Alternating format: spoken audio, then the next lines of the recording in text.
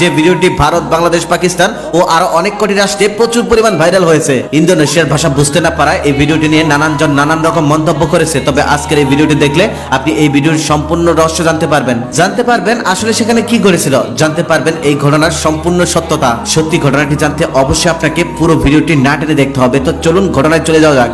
মূলত ইন্দোনেশিয়ায় এই ভিডিওটি ভাইরাল হওয়ার পর বাংলাদেশে এই ঘটনাটি নিয়ে দুই ধরনের গুজব ছড়ায়। প্রথমটি হচ্ছে মুসলমান পরিবারের একজন ছেলে ও মেয়ে লিপ্ত হতে গিয়ে তারা ওইভাবে আটকে যায়। পরবর্তীতে আশেপাশের লোক অনেক চেষ্টা করেও তাদেরকে সেই অবস্থা থেকে ছাড়াতে পারেনি। তারপর কোনো উপায় না পেয়ে হুজুর ফকির পীর সমস্ত কিছুকেই ডেকে আনে। তারা সমস্ত চেষ্টা করার পরেও তাদেরকে সেই অবস্থা থেকে ছাড়ানো যায় না। ফলে এক পর্যায়ে তারা সেখানে মৃত্যুবরণ করেন। দ্বিতীয় আরো একটি গুজব ছড়িয়েছে, সেটি হচ্ছে তাদের দুজনকে নাকি ব্ল্যাক ম্যাজিক করা হয়েছে। ব্ল্যাক ম্যাজিকের ফলে তারা দুজন এভাবে আটকে গেছে। পরবর্তীতে কোনোভাবেই তাদেরকে ব্ল্যাক ম্যাজিক থেকে রক্ষা করা যায়নি। এক পর্যায়ে তাদেরকে হসপিটালে নিয়ে যায়, আর হসপিটালে নিয়ে যাওয়ার পর তারা দুজনেই মৃত্যুবরণ করেন। আবার হসপিটালের ডক্টররা তাদের মৃত্যুর কারণ হিসেবে নাকি জানিয়েছেন তারা করোনাতে মারা গেছেন। যাই হোক, এটাই ছিল ইন্দোনেশিয়ার সেই ভাইরাল ভিডিওটির কান কথা। এক একজনের মুখে এক এক মন্তব্য, তবে বাস্তবতা কিন্তু একদমই ভিন্ন। আসলে এটি একটি ইন্দোনেশিয়ার শিক্ষণীয় শর্ট ফিল্ম ছিল, যে শর্ট ফিল্মটিকে একেবারে বাস্তব আকারে তৈরি করা হয়েছে। প্রথম দিকে যারা এই শর্ট ফিল্মটি তৈরি করেছিল তারা ধারণা করেছিল এই শর্ট ফিল্মটিকে বাস্তব হিসেবেই চালিয়ে দিবে, যাতে পোলাপানরা এটা বাস্তব মনে করে পর